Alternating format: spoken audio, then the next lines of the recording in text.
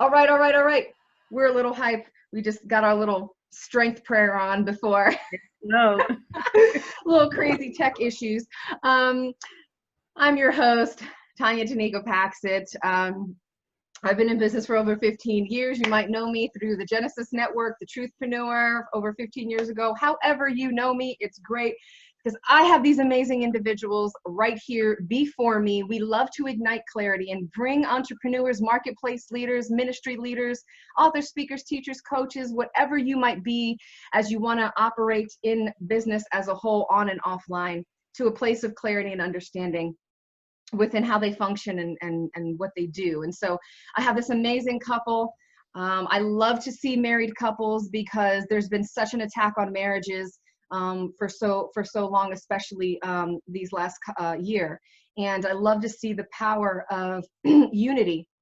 So tell us a little bit about yourself, Bernadette and Kirby. Well, I'm Kirby Addison. And I'm Bernadette. Okay, and we've been married, this will be 32 years. That's right. And we've raised 3 grown children, 2 of which are married, and we have 1 grandchild and 2 on the way. On the way, 2. What? Wait, Yes, is that 2 like twins or 2 like? No, 2 separate, but one Right. daughter and my son, they're both expecting. So our daughter is due in August and our son's baby is due in September or October? October. So Wow, it's just blessing the generation here. that's amazing.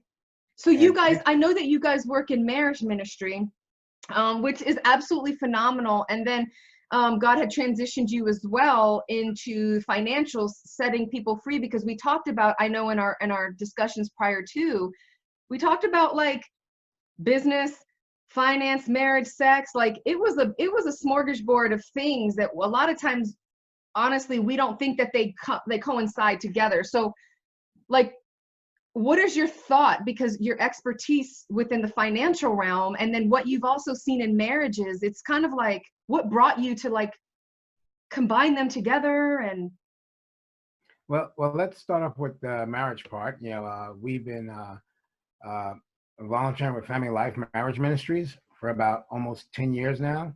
wow. You know, and confessing, like so many other couples, there was a time that you know, we went through a rough patch, and the thing is, you know, a lot of couples in church, you know, they're afraid to admit and to show when they're having problems, because we all feel as Christians, you know, we shouldn't have marriage troubles. But Yes. thank God that you know, when we were going through these, you know, problems, you know, Bernadette was driving to work one day and she heard of Family Life, and they have what they call a weekend to remember marriage getaway. I've And heard of that. yes, I've heard Amazing. it's absolutely phenomenal, and people have gone like with divorce papers and literally by the end of the weekend have thrown it away. Absolutely. Absolutely. exactly. It's phenomenal. It's phenomenal. You know, and the issue is that you know, when people have marriage problems, you know, where do they go? Right. And I mean, you know, we're taught how to drive. We're taught how to do so many other things. We go to school for this. When our car breaks down, we take it to a mechanic. But when you know, when we're having trouble in our marriages, you know, where do we go? We Can I- tend to hide.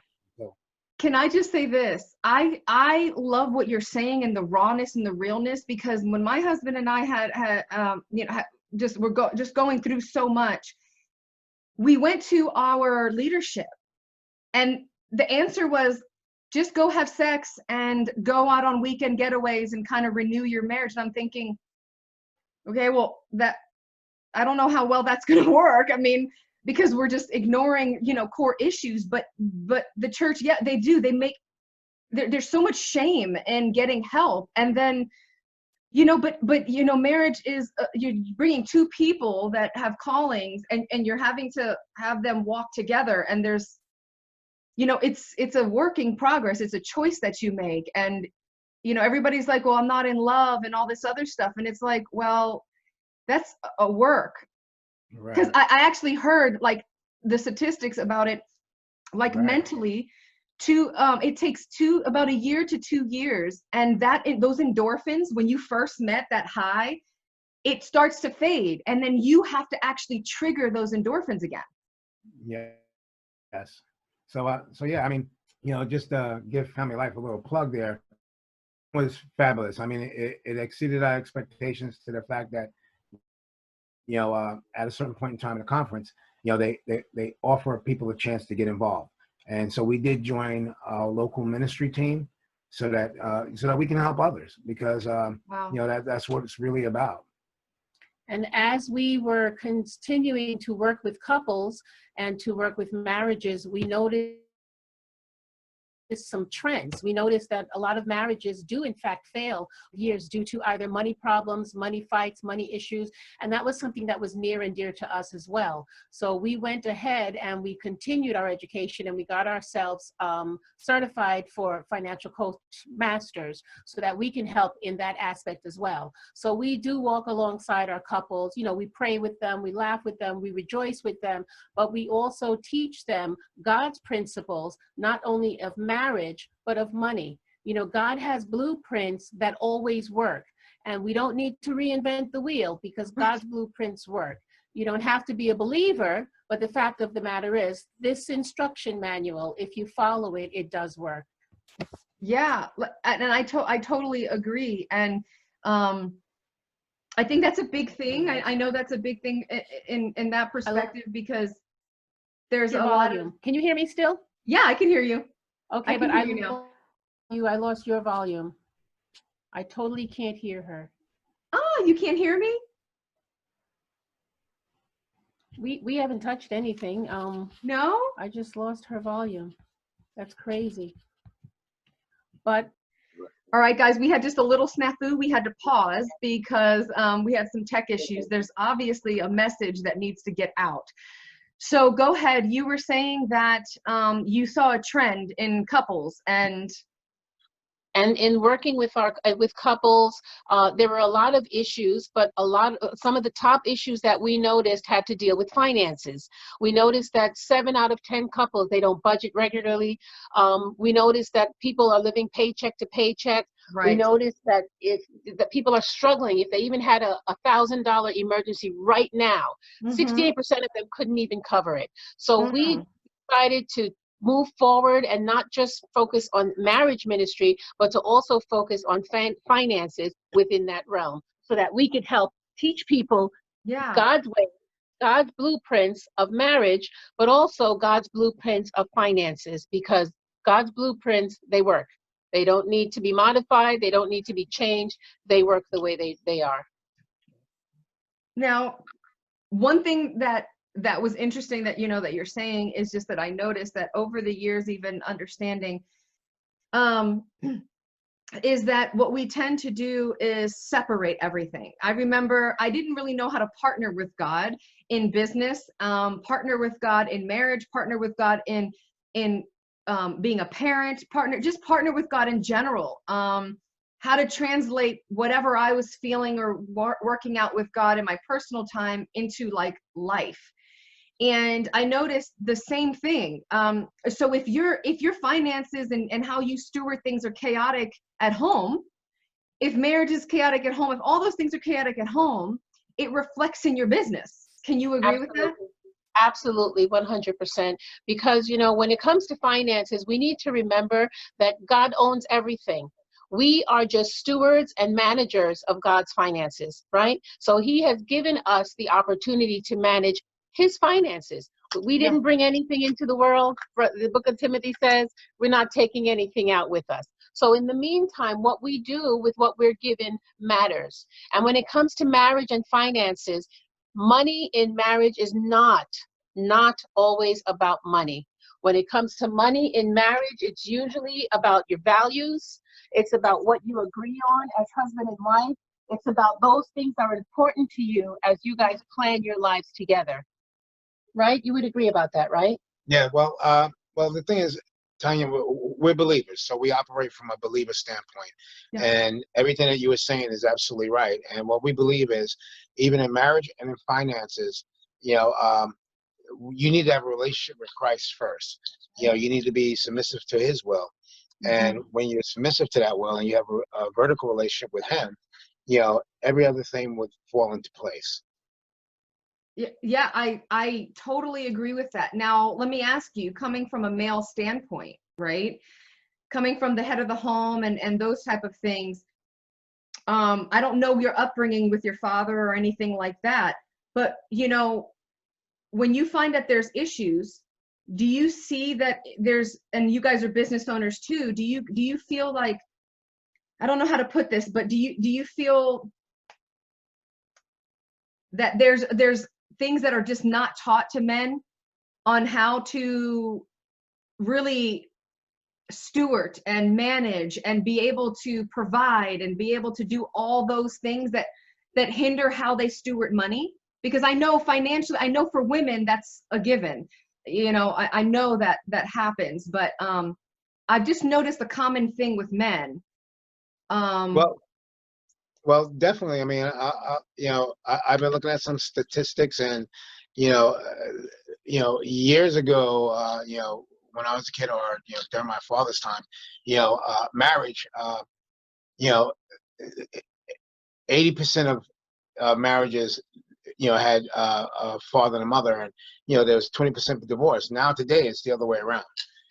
So there is a definite lacking of males getting that guidance from their fathers.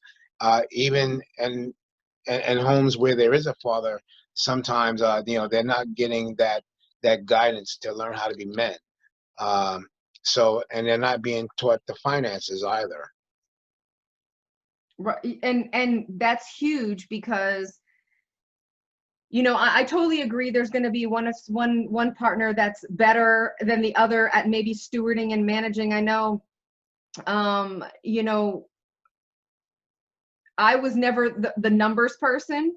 He was like, you could just throw him numbers and he's like, boom, calculate, and then I was driven by like, no, I need to do this for business, or this to grow, or this to do, or this to do. And he's like, yeah, but we need to do A, B, and C. And then, there would be that clash because I was so insecure, and I wanted to prove to the world, to prove really to myself, that I wasn't what my dad said I was, that I was successful, that, I think a lot of times we're in business and stuff, and we're in so long that we get discouraged because we see that it should be fast. And people are like, oh, I made, my first 6 months or this or that. But nobody talks about like the process that they went through to learn how to manage either finances or the empowerment, the books that they read, or the natural giftings. And so we get so discouraged. So, but you guys can attest to the fact that you can actually grow to learn how to manage your money, and that not to be discouraged in that perspective, right? And I think you hit the nail on the head. It's a matter of knowing that oneness, right? Oneness in your marriage, oneness in your finances. And although it's difficult because we're not taught oneness, just like Kirby said, we all know how we go to school to become doctors. You go to school many years to become lawyers, but nobody sits you down and teaches you how to do oneness. But God's word does. And if you practice it daily, you can come to that point of togetherness. It's all about communication. There will always be in a relationship, the nerd and the free spirit, the numbers person and the non-numbers person. Yeah. But you guys can come to the table together and discuss your finances as one. You plan for everything. That's what the budget is. The budget is a plan for your money. You take a look at your numbers. You decide together what's important. You decide together what are your values, and you plan for that accordingly on your paper. So it can be done, but it's not easy, and it takes some time to get there. It took us some time, but we got there. Yeah. And go ahead. And the reference I was just saying, Tanya, is that Bernadette's the genius in this couple. She's the numbers person. She's very intelligent. But the thing that I find with Bernadette and really intelligent people is sometimes they don't see the common things available. They jump past A and B and sometimes go to C. Absolutely. But so that's where we kind of even each other out. So she does work the numbers very well, but we worked it out together. Okay, so we're gonna go to part 2 on this. We're gonna close out part 1.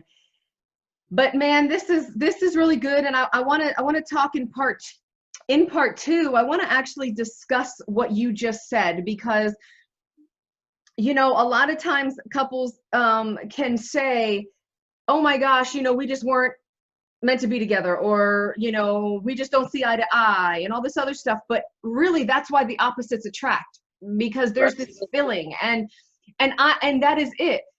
So my husband was the numbers person. He numbers.